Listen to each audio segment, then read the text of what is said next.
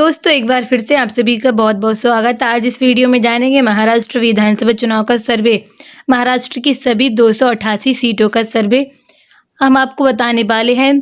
जैसा कि आप सभी को पता है कि महाराष्ट्र में अगले साल यानी 2024 में विधानसभा चुनाव है और चुनाव होने से पहले ही सी वोटर का सर्वे आ चुका है। किस पार्टी को कितनी सीटें मिल सकती हैं, हर जिले के बारे में आपको पूरी जानकारी देंगे। किस जिले में कितनी सीटें हैं और किस पार्टी को कितनी सीटें मिलती दिखाई दे रही हैं।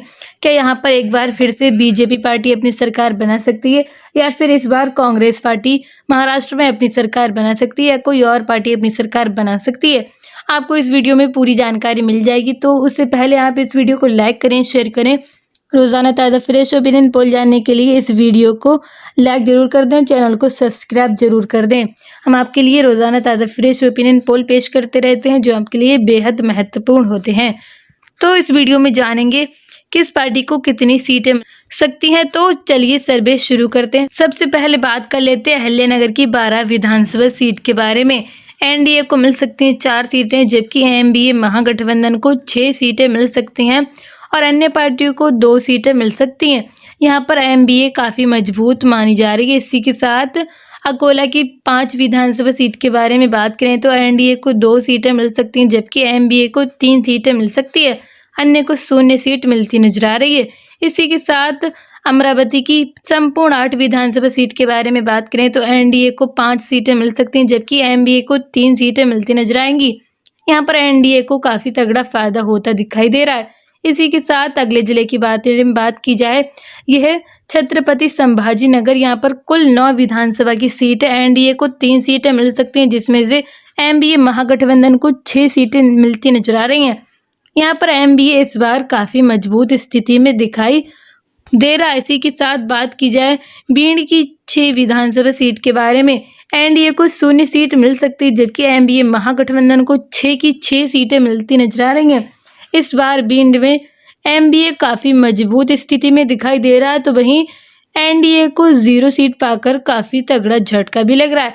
इसी के साथ भंडारा की संपूर्ण 3 विधानसभा सीट के बारे में बात करें तो एनडीए को 1 सीट मिल सकती है, जिसमें से एमबीए महागठबंधन को 2 सीटें मिलती नजर आ रही हैं।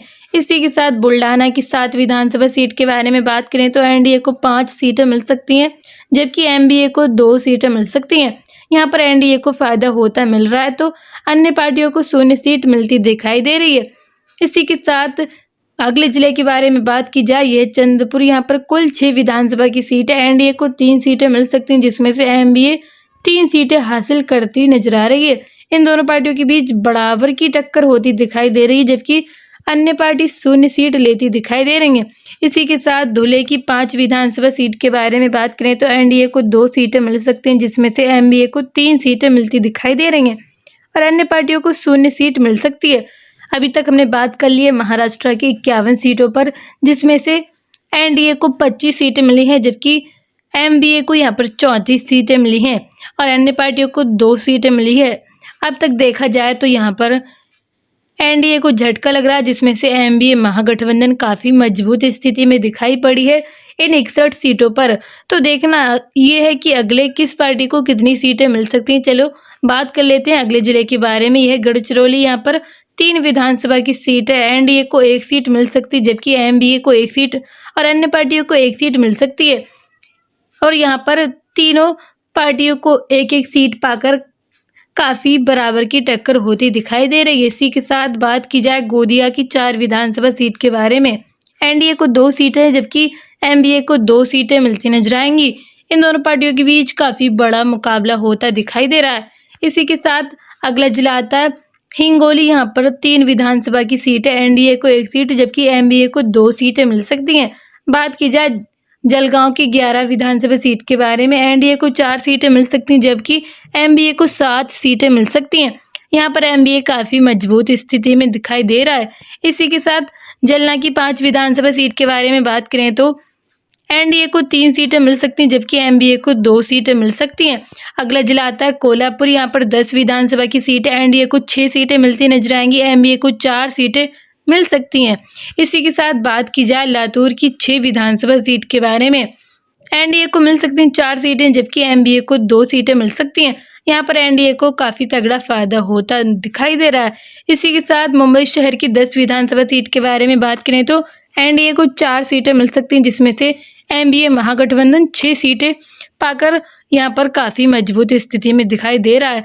बात की जाए मुंबई की 26 विधानसभा सीट के बारे में, एनडीए को मिल सकती हैं 9 सीटें, तो वहीं एनडीए महागठबंधन 17 सीटें हासिल करेगी। यहाँ पर एनडीए काफ़ी मजबूत स्थिति में दिखाई दे रही है, तो वहीं एनडीए को झटका भी लग रहा है। इसी के साथ अगले जिले के बारे में बात की जाए, यह है नागपुर। यहाँ पर 12 विधानसभा की सीट है, एनडीए को 6 सीटें मिल सकती हैं, जिसमें से एनडीए को 6 सीटें मिल सकती हैं। इन दोनों पार्टियों के बीच यहाँ पर बराबर की टक्कर हो रही जा रही है, तो वहीं अन्य पार्टी 0 सीट लेती नजर आ रही है।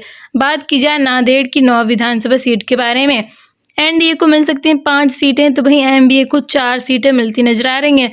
अगला जिला आता है नंदुरबार। यहाँ पर 4 विधानसभा की सीट है, एनडीए को मिल सकती है 0 सीट, तो वहीं एनडीए को ये 4 की 4 सीटें हासिल हो सकती हैं।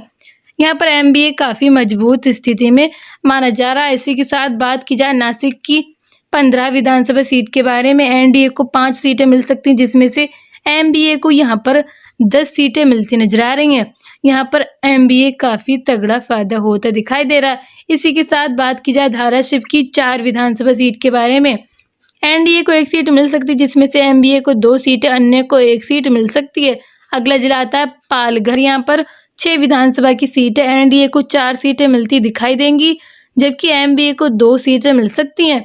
बात की जाए परभणी की 4 विधानसभा सीट के बारे में, एनडीए को 2 सीटें, जबकि एनडीए महागठबंधन को 2 सीटें मिल सकती हैं। इन दोनों पार्टियों के बीच बराबर की टक्कर होती दिखाई दे रही है। इसी के साथ पुणे की 21 विधानसभा सीट के बारे में बात करें तो एनडीए को मिल सकती हैं 5 सीटें, जिसमें से एनडीए महागठबंधन 16 सीटों को पाकर काफ़ी मजबूत स्थिति में दिखाई पड़ रहा है। बात की जाए अगले जिले के बारे में, यह है रायगढ़। यहाँ पर 7 विधानसभा की सीट है, एनडीए को 5 सीटें मिल सकती हैं, जबकि एनडीए महागठबंधन को 2 सीटें मिलती नजर आ रही हैं। इसी के साथ रत्नागिरी की 7 विधानसभा सीट के बारे में बात करें तो एनडीए को मिल सकती हैं 3 सीटें, जबकि एनडीए को 4 सीटें मिलती नजर आ रही हैं। बात की जाए अगले जिले के बारे में, यह है सांगली। यहाँ पर 8 विधानसभा की सीट है, एनडीए को 4 सीटें, जबकि एनडीए को 4 सीटें मिलती नजर आएंगी। इन दोनों पार्टियों के बीच बराबर का मुकाबला होता दिखाई दे रहा है। इसी के साथ बात की जाए सतारा की 8 विधानसभा सीट के बारे में, एनडीए को मिल सकती हैं 2 सीटें, जबकि एनडीए को 6 सीटें मिलती दिखाई पड़ रही हैं।